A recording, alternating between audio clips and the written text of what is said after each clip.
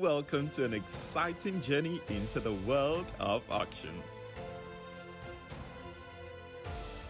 We will navigate the legal intricacies, explore digital innovations, delve into the economic impact, uncover hidden treasures, and ensure your confidence with consumer protection. So whether you're a seasoned pro or a curious newcomer, this is your backstage pass to the voice of auction.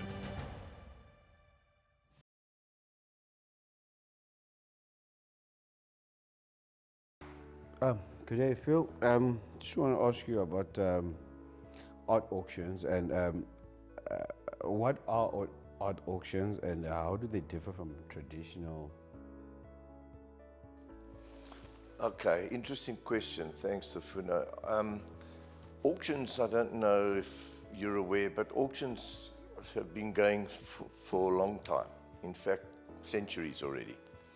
But in the modern day times, the first art auction company was formed in 1674 in Scandinavia. And strangely enough, it's called Stockholm's Art Auctions. They're still going today. And they started to initially sell things in estates, properties and books and records and what have you. And it evolved into art, collectibles, where people started seeing value in interesting items. So later on in the 18th century, around 1760s, big art auction companies, auction houses today like Sotheby's and Christie's were formed. And over the years, this has developed worldwide. America has a very big art auction industry. Europe, of course, Far East, and South Africa as well. We're up there with the art collectible auction sales in the world. Okay. You just touched a bit on the history. I just want you to just ask how, from the history and evolution of the art sales. So it evolved from those days when, obviously the upper market, the more sophisticated market, we're seeing value in movable assets and art. And of course, with the master artists of the time, they started investing in buying art as, not really as investments, but simply because they were attractive. And automatically, these things, because of the rarity, became investment quality items, which today still exist. If you could get an art piece, a piece of art from the 18th or the 17th century, it would command an international value. Oh, okay. Who do you think are the key players involved in organizing and also the participation of these auctions? Okay, you mean within the auction houses? Of the art. In the art? Yes. All right, so you've got, it's a very sophisticated market. So you've got curators, you've got valuers, you've got consultants, and these are the big auction houses that are synonymous with that service offering. So there's a whole range of prerequisites. If you've got a piece of art that might be valuable, you don't know about it, you take it to an auction house that does have the facility and the expertise and the skill set to do all the research and the provenance to determine the condition of the piece, the authenticity, and obviously what they think is the value. Okay. With that said, what are some of the most famous and record-breaking art auctions in your history that you've encountered? Okay, so determining what is art is a very big scope. There's paintings when you think about art, there's sculptures when you think about art, but there are also things that are classic motor cars. There was a classic Mercedes-Benz motor car that sold for over $15 million. and they thought that was breaking all records. And then another one sold for over $100 million. So it's a form of art, because if you bought that, you wouldn't give it to your wife or your girlfriend to go shopping on a Sunday. So it's, there's records that are being broken all the time. It's very difficult to determine what is the record, because it changes. And modern day artists, there are some very, very renowned modern day artists that are commanding big prices. But you must remember, a lot of these artists only developed a name for themselves posthumously after they were gone and dead and buried. And today, real talent needs to be discovered. And in South Africa, we've got a well of fabulous artists, fabulous. And I've had the privilege and the pleasure of being able to showcase their works on fundraising events, and they've fetched great prices, to the credit of both the audience and the artist. Because I've seen contemporary art does not make much, doesn't have much value in terms of what you say, the old art. How do you then put value into the art? Well, it's difficult, because I don't fully agree. I think contemporary art does command it's very collectible. And you must remember, art is very subjective, because what I like, you might not like. And therefore, the best place to showcase an artist's work would be the auction platform, because you're bringing the market together.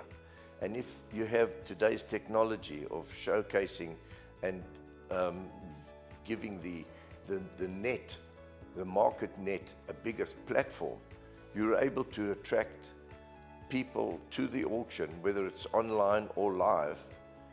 I know the auction houses in the UK, the big auction houses, still like to do live auctions, which I identify with, obviously. But it's the way you market it, and the skill set of the auctioneer, because the auctioneer is not just a bid taker. He's got to understand the market. He's got to know his buyers. He's got to be able to inspire bidders, not just take bids. That's boring. Now, what are the strategies that an individual that is quite interested in participating in an art auction that one should take as a buyer? Okay, so the first thing to do, if you're interested in a piece, you need to do some history. You need to research it. You need to establish a relationship with the auctioneer to get his input, or the department within the auction house to give you its authenticity, its provenance, its condition, and its value. You might be interested in a particular art piece that you think is worth a particular amount of money. It might be worth 5 times that amount. So they'll tell you, don't waste your time at this level, this is what it's expected to get. Because they have experience of comparative analysis. They've got a very, very long history of knowledge and studies, and all the data captured from the international art arena to determine a level of value in the art world. So in this, how does it benefit an artist and also a collector in going the auction way in terms of buying art? Okay, that question is twofold. Let's talk about the artist first. I'll give you a for instance, and I'm going to give this to you as it happened. I've been doing art auctions for many years, and some through the curators or galleries or artists themselves, they've come to me and said, here's a piece of art, I'd like you to auction it off. Okay, what do you think it's worth? And they'll give me a value. Let's just take an arbitrary figure of 10,000 Rand. And that particular artwork, they would be quite happy to sell for 10,000. And we put it up on auction and we get 50,000 rand for it. Suddenly you can see the benefit to the artist. It elevates him to a new level. He's not going to sell artworks for 10,000 anymore. So the auction method is a wonderful door opener for an artist when an occasion like that arises. And I've been fortunate to have done that with many, multiple South African artists who have showcased their work and have now got international audience. And their value has gone up in their lifetime, which probably would have taken a lot longer to be discovered if not brought by auction. So that's the advantage of an auction to an artist. The advantage to a buyer who goes with the concept of buying an investment. An investment in art is a very subjective thing, because many years ago when I started to collect art, I got the best advice from who's now a very close friend of mine, an art gallery, and I said, what should I buy? And he said, okay, let's discuss, put out the thing. He said, what do you like? Because when you buy art, don't buy it for the thought that I'm going to buy it to sell it tomorrow or next month or next year and make a profit. Real art enthusiasts buy it because it pleases them. They put it on the wall, and every time they look at it, it talks to them. And in the passage of time, if that value that increases way in excess of what they paid for it, it's a bonus. So investing in art, I mean, there's different levels. Certain collectors would want to go to an art auction, an up-end art auction, and be prepared to spend 7 figures on an auction on one item, knowing that the rarity in the passage of time is going to multiply in value. But not everybody's got 7 figures to spend on an auction. So at different levels, my thought process, which is what's happened to me, is I've bought stuff that I like. And my wife and I have grown to enjoy it. And when somebody comes and says, I'll pay you double what you paid or 5,000, it's not really for sale. It's just comforting to know that there's an asset on the wall that I can turn into cash. Okay, that makes sense. What is there any ethical benefits an artist or considerations and controversy in the world of art auctions?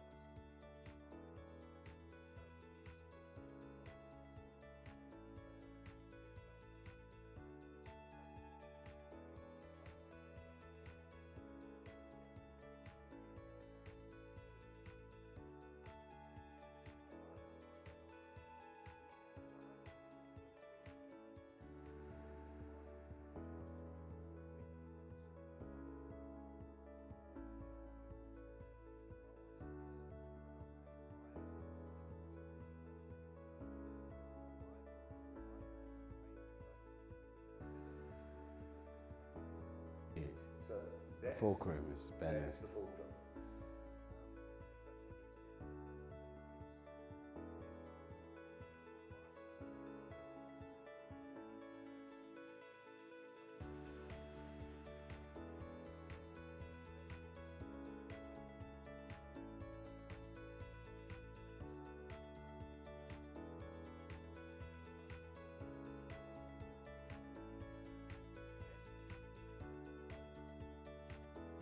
Oh, okay. So, what do you think are the emerging trends in the art auction industry, including the changes brought by issues related to technology and also the global market? Okay, so as I've said before, the marketplace has been expanded so greatly since the modern technology. To give you an idea, back in the old days, when I was in the auction, working for an auction house in Johannesburg, we used to do our research. This is a typical example. Something would come in, a nice piece of art, and now we know that that artist is in Europe. Now we have to find out, how do we validate this and how do we get a value? So we had to take photographs with a film, have the film developed, send the film overseas, wait for them to identify it, come back with questions, go back. And the means of communications in those days, no cell phones, we had telexes. And a telex is something before, you wouldn't even know what a telex is, long before fax machines and telegrams. So what I'm trying to tell you is that with modern technology today, I can find out that information within 20 seconds. So obviously, if you're looking at something and you want to Google it and there's means of researching stuff that is narrowed down to times that I'm not familiar with. What used to take me 3 weeks now takes me 3 minutes. Oh, with your great experience, I just want to maybe share a memorable experience in terms of maybe your greatest art show that you've ever had. Difficult question. I won't mention names and pactuals for confidentiality, but I was given a piece of art to auction, and I doubted its authenticity. So I did some research, and some big auction houses said, nah, it's not for us. And the seller said to me, look, put it up on auction, put a reserve on it, and if you don't get the reserve, let's sell it subject to confirmation, and then we can have a post-auction negotiation, which is a wonderful way of transacting as well. When a seller thinks it's worth something and a buyer thinks it's, again, the auctioneer can post-auction with reserves transparently negotiate and close the deal. So I put this piece up. The reserve price was 50,000 Rand. And I was fortunate to have the world mining corporates that at this venue. And I put this piece up, and I mentioned the research that I have done does not give me enough comfort to say that this is a masterpiece or it's an authentic. So please, buy it for whatever you like. I'll discuss it with the seller. And I had 2 buyers particularly. They came from around the world: Australia, Canada, America, England, Singapore, all the mining magnates. And 2 guys bid on this thing, and in those days, I would have said 50,000 Rand would have been a fair price. And I got 500,000 Rand. And let me tell you, you could have bought, in those days, you could have bought 5 houses for 500,000 Rand. So I was stunned more than anything else. The seller was stunned more than anything else. And the auction houses That refused. were also stunned. Yeah. I mean, yeah. So it's, again, what I'm going to say to you, art is very subjective. And it's who likes it at the time. And the best way to discover that is to have an auction, because you're going to get interest at the same time. And so for me, the way auctioning is the most effective alternative to regular transacting. And of course, I've been in it for over 50 years, so it's what I understand a little bit better than normal transacting. Thanks, Phil. Thanks for the chat. I really appreciate it. Pleasure. I hope it's been of some use to you.